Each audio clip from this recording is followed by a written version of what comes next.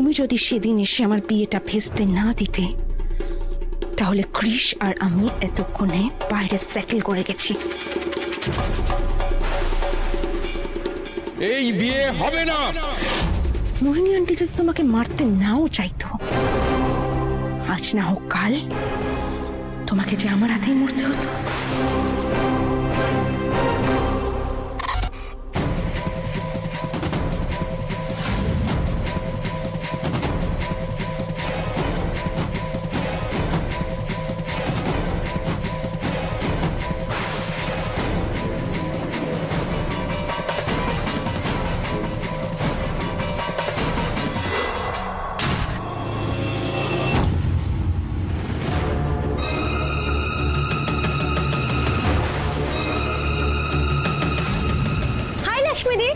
Hello, brother and sister.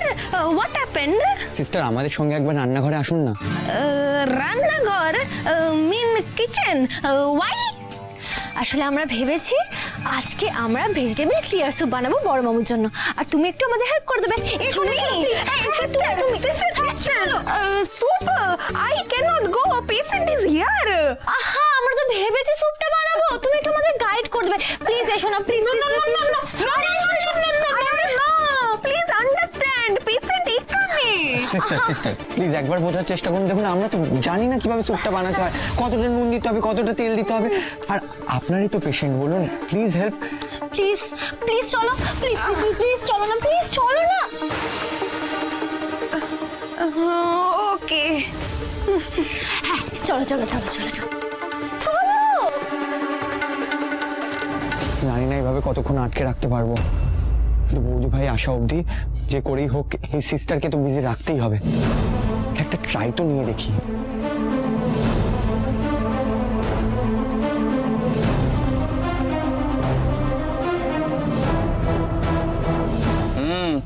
কি খবর ওদিকে?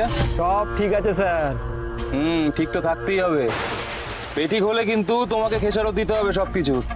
আর হ্যাঁ, যেই সময় বলেছি সেই সময়ের আগে যেন মালটা কোনোভাবে ডেলিভার না হয়।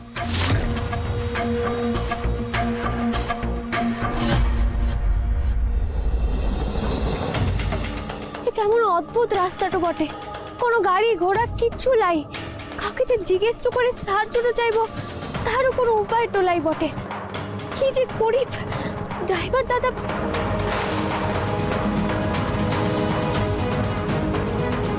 সে কি, ড্রাইভার দাদা এখনো এখানটাতে দাঁড়িয়ে আছে, ফোনে কথাটা বলছে। আমি কত করে বললাম যে এখন কলকাতা থেকে গাড়ি ছাড়া লোকটা ডাকতে গেলে অনেক দেরি হয়ে যাবে। না না স্যার, আপনি কিচ্ছু চিন্তা করবেন না, ম্যাডাম সময়ের আগে বাড়িতে পৌঁছাতেই পারবে না। আমাকে তো খুব করে বলছিল লোকাল গ্যারেজ ট্যারেজ দেখো, গাড়িটা ছাড়াই, কিন্তু আমি দাঁড় করিয়ে দিয়ে চলে এসেছি। আর এমন জায়গায় গাড়ি দাঁড় করিয়েছি না স্যার, পুরো শুনশান রাস্তা, কোনো গাড়িও যাচ্ছে না যে ম্যাডাম কোনো সাহায্য টাহায্য চাইবেন। হে মাতো, তার মানে গাড়িটা খারাপ হয় নাই, এই এখানে চাল বটে, যাতে আমি তাড়াতাড়ি বাড়িটাতে না পৌঁছতে পারি।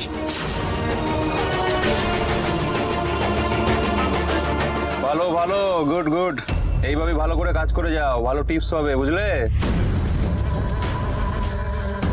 বিনুকে ক্যারেজ করা হয়ে গেছে দিদি, আর কিছুতেই ও তাড়াতাড়ি বাড়ি ঢুকতে পারবে না।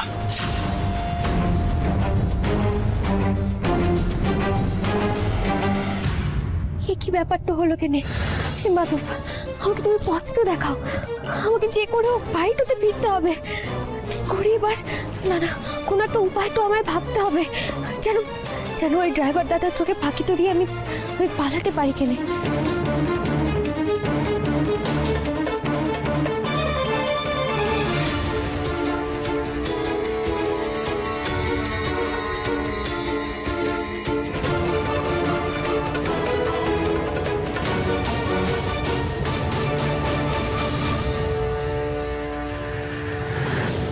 যাক বাবা, ম্যাডাম তাহলে এতক্ষণে হাল ছেড়ে দিয়েছেন, নিশ্চিন্ত হয়ে এবার গাড়িতে গিয়ে বসলো।